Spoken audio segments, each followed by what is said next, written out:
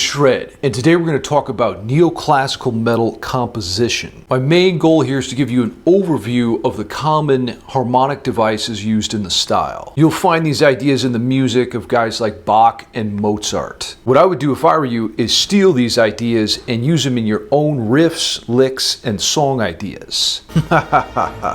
Right, Ingve? We're going to talk about harmonic minor,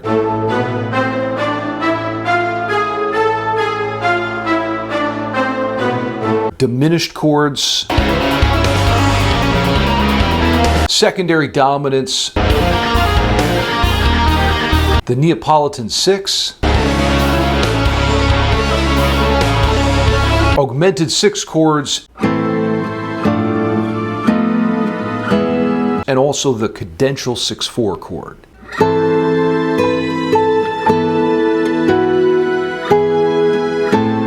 Everything I play in this video will be included in tablature format on my Patreon page below. So sign away your soul on my dotted line and let's get to it.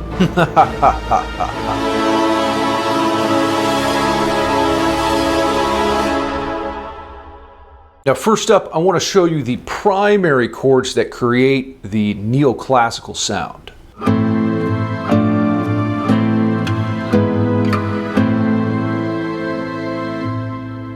Using the harmonic minor scale, we get the chords minor 1 to minor 4 to major 5. So in the key of A minor, that'd be A minor, D minor, and E. And by the way, if you're struggling to come up with ideas for a guitar solo, try outlining chords like these. Now, instead of your solo sounding like pure meaningless shit, they'll actually go somewhere.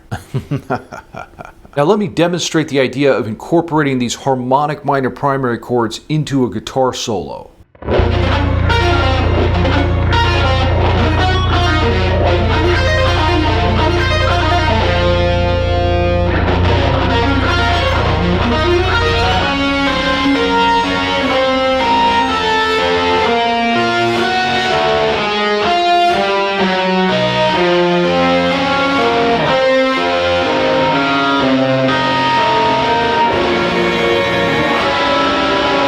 So we're in the key of B minor here, which would make the primary chords B minor, E minor, and F sharp. Now you might think, well, how can I make an interesting solo with just 3 chords? And the answer is to try variations. Different techniques like sweep picking and hybrid picking.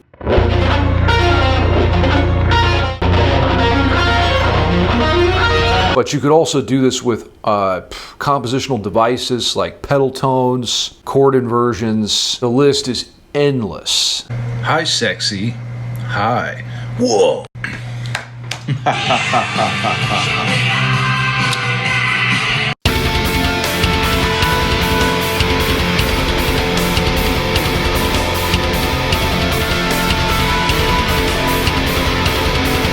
Now what I want to do next is take this idea of a guitar solo that incorporates neoclassical ideas a step further. In the next example, I've incorporated the most important classical harmonic devices into one solo. So let's check that out and then want to break down each harmonic device used in more detail.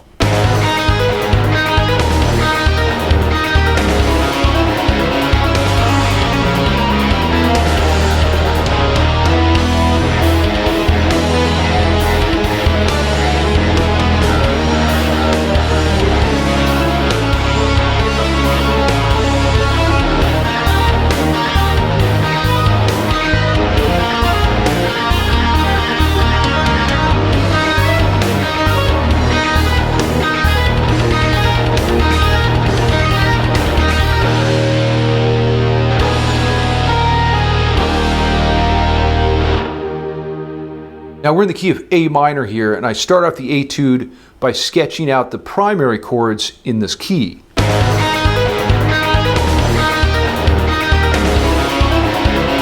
And just a quick note, keep in mind this guitar is tuned down a half step. Now from a technique standpoint, this etude uses picking 50% of the notes, and then you hammer on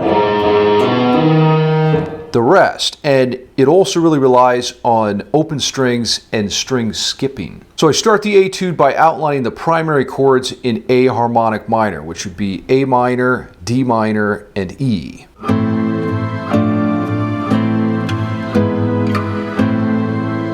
So the first one, you got the A minor, and then an E,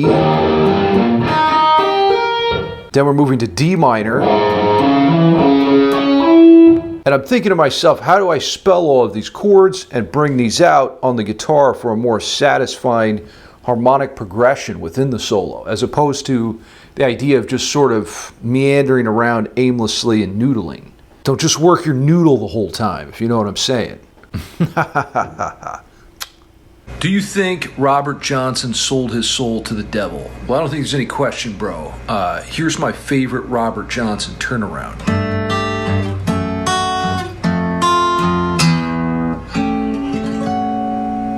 Now, as one Yngwie J. Malmsteen has taught us, diminished chords are an essential part of the neoclassical style.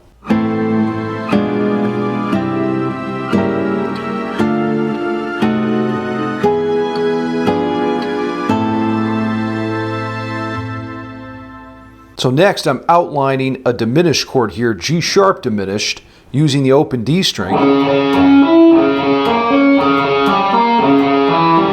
And the idea with diminished chords is there's a minor third interval between each note. So if we have G sharp diminished, you got G sharp to B, D is next, and then F.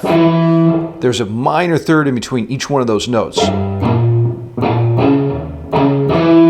This creates a dissonant effect that screams for resolution. So to resolve this dissonance in diminished chords, you can go up a half step from each one of the roots in the chord. So you could go from the G sharp up to an A, and that would sound resolved, or go up a half step from any one of the other notes.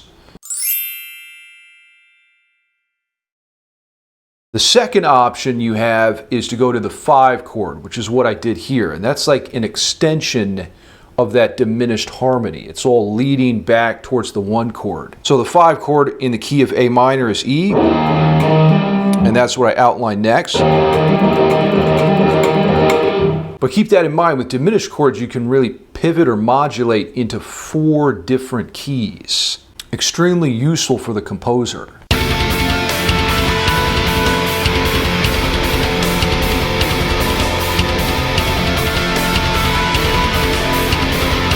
Now, augmented 6 chords are a crucial part of classical music.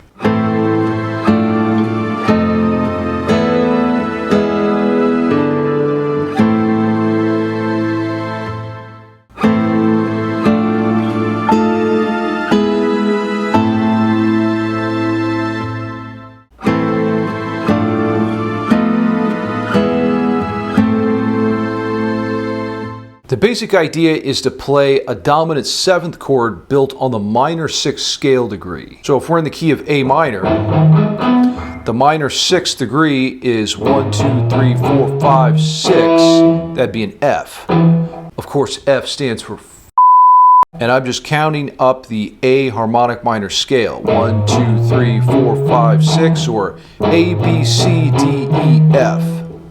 So once you get there, you build that dominant 7th chord. There's 3 types of augmented 6 chords. You have the German, which is the regular dominant 7. You have the Italian, which doubles the 3rd. And then you have the French, which flats the 5th. Ooh, spicy.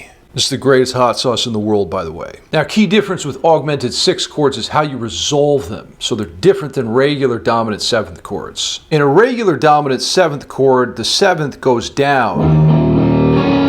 Right there's that D, down to the C. That's a typical resolution. But with the augmented 6 chord, the augmented 6, which is enharmonically the same thing as the dominant 7th or the minor 7th scale degree, that note goes up instead of down. So let's say we have our F dominant 7 or German augmented 6 chord here. There's the 7th or the E flat, and that's going to go up to the E. So that's the key difference to keep in mind here. The augmented 6, which is the same as the minor 7th, goes up instead of down in the augmented 6 chord. Now, with a lot of stuff I'll be talking about in this video, it's pretty complicated, but don't focus on that. Focus on the sound and the emotional content that it communicates to you. Find your own personality within that sound, and don't get caught up in the idea that you have to follow the rules exactly right. So the augmented 6th chord typically resolves by going to the 5, which in this case is, of course, E.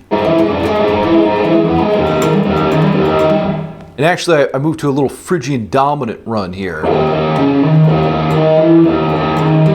Very Phrygian dominant with the flat 2nd and the major 3rd. Now, E Phrygian dominant is the 5th mode of the A harmonic minor scale. And it's a major mode, but it has a lot of cool tension in it. And it's really characterized harmonically by these two chords, E and F.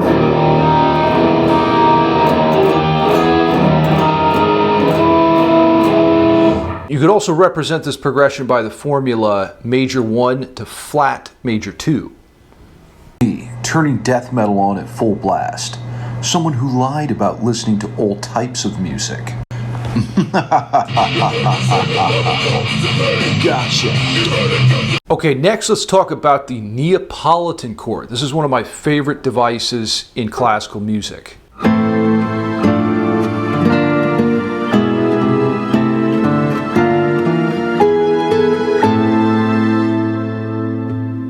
Of course, it's when you put chocolate, vanilla, and strawberry ice cream in your chords.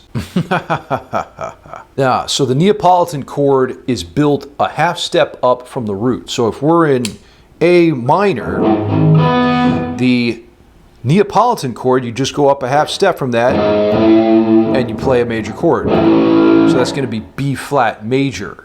Now, a lot of times you see this chord in first inversion, especially in a minor key. And all that means is instead of B flat in root position, we're going to play B flat with a D in the bass, or the 3rd.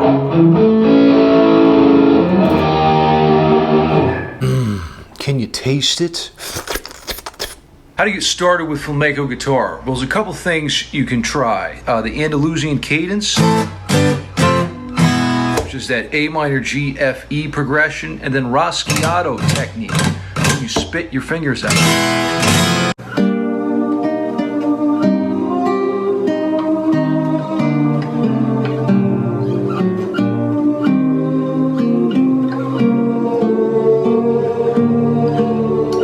Now, secondary dominants are vital to understanding classical harmony. They basically provide a temporary exit or detour from the key before coming back inside the key for resolution.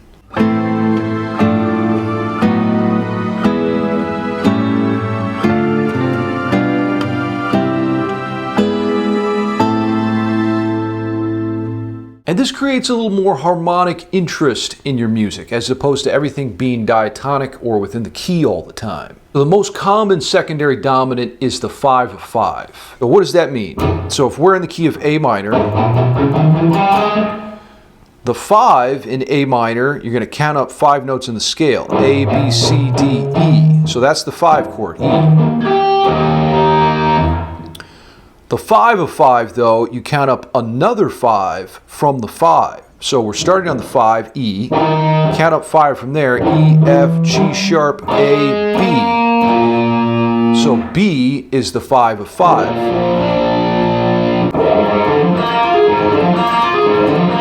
And I'm just outlining that on the A and B string. So basically what I have here actually is a 5-4-2 chord, which is one of Bach's favorite voicings. You take a 7th chord, but put the 7th in the bass register, which gives it a Lydian effect, which I'm a huge sucker for. Now you resolve the 5 of 5 by going to the 5. So we were at the B, then you go to the 5 chord to resolve it. And that's what I'm doing here in the piece. This is an E chord that I'm outlining. And then that E7 when you get down to D here.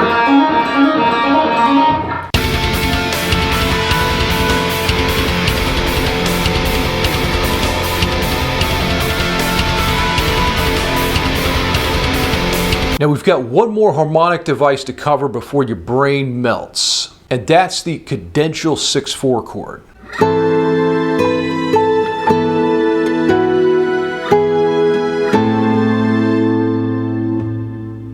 This is such a great sound. It's so rich, and it adds a lot of depth and finality, sense of conclusion to the end of the piece. So it's a 1 chord or an A minor, but the reason it's called a 6/4 is because it's in second inversion. So if A minor is spelled A, C, E, we're going to start on the 5th degree of that chord, which is E, and then we're going to spell it. So it's going to be E, C, A. So here's what the 6/4 means. Those are the intervals above the bass note. So if E is the bass note, a 1/6 above E is C, and a 1/4 above E is A. Hence the 6/4 name.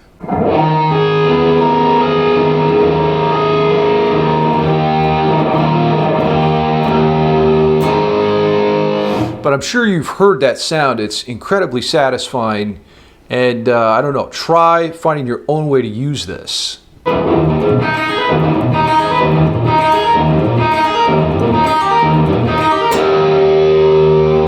Now there you have it, Neoclassical Metal Composition.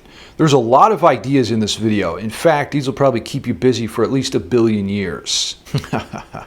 Incorporate these ideas into your own music for tension and release, harmonic interest and direction, drama. The babes will certainly like this. Well, maybe not, but who cares about the babes? It's all about the dudes. So everything in this video and more actually will be at my Patreon page below in tab format. I'm going to put all 7 of the harmonic minor modes in there, as well as the neoclassical cadences that give you a snapshot for how each of these harmonic devices function. Those were the ones I played on classical guitar. Also, I want to mention I create content daily on Instagram, and a lot of it. So if you want more of a shred fix, check me out on Insta. Until next time, shred till you're dead.